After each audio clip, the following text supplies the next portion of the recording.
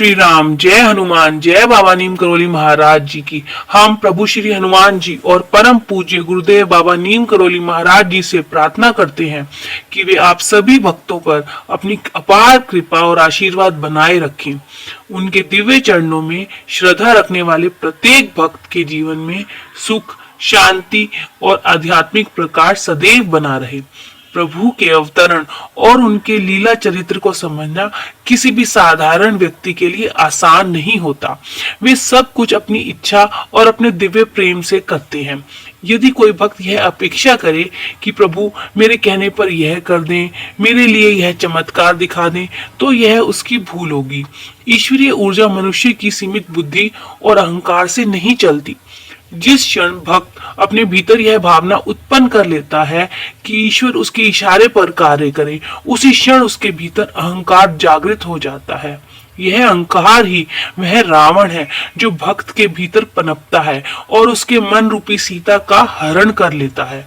जब मन अशांत होता है, जब आत्मा व्यथित होती है, तभी दुखों और संकटों की उत्पत्ति होती है।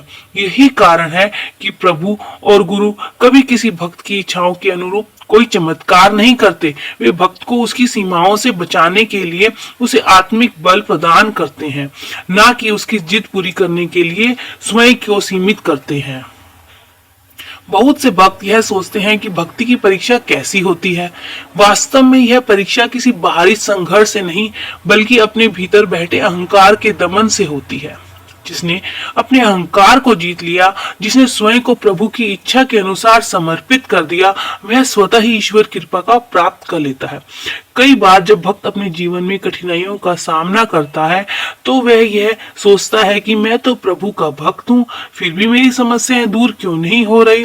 वह अधीर हो जाता है और प्रभु से यह कहने लगता है, प्रभु आपने मेरे लिए यह क्यों नहीं किया, मेरी प्रार्थना क्यों नहीं सुनी।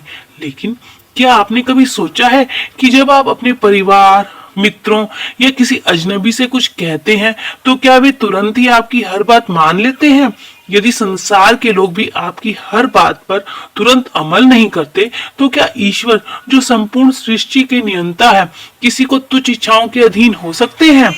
प्रभु और गुरु हर क्षण आपकी बात सुनते हैं, लेकिन वे आपकी इच्छाओं को तभी पूर्ण करते हैं जब आपका विश्वास संपूर्ण रूप से शुद्ध होता है। विश्वास तो बहुत से लोग रखते हैं, लेकिन उस विश्वास में शुद्धता नहीं होती।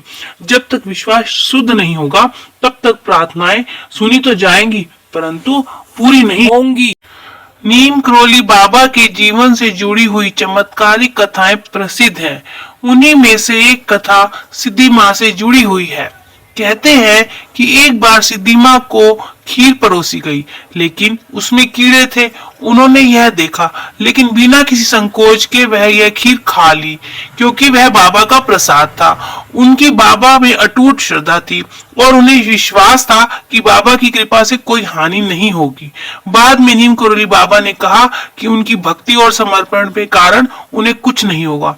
यह घटना भक्तों के अटूट श्रद्धा और समर्पण को दर्शाती है। सच्चा विश्वास वही है जिसमें पूर्ण समर्पण हो, बिना किसी शर्त के। आप दुनिया में किसी को छल सकते हैं, लेकिन अपने ईश्वर और अपने गुरु को कभी नहीं छल सकते, क्योंकि आत्मा, गुरु और परमात्मा तीनों एक ही हैं। जैसा कि कबीरदास जी ने भी कहा है, जग को छले हर कोई, मन को छले ना कोई। आप इस दुनिया में सबको धोखा दे सकते हैं, लेकिन अपनी आत्मा को नहीं। यदि आप गुरु और ईश्वर पर विश्वास रखते हैं, तो उसमें शुद्धता अत्यंत आवश्यकता है। अगर आप 1 महीने तक ईश्वर से यही प्रार्थना करें कि प्रभु आप मेरी नहीं सुनते, आप मेरी मदद क्यों नहीं कर रहे, तो आपका मन अशांत रहेगा, आपके भीतर व्याकुलता बढ़ेगी। परंतु यदि अगले महीने आप अपने विश्वास को पूरी तरह से प्रभु पर छोड़ दें और यह ना सोचें कि आपकी इच्छाओं के अनुसार चलें, बल्कि आप स्वयं उनकी इच्छा को स्वीकार करें, तो आपका जीवन शांत और आनंदमय हो जाएगा।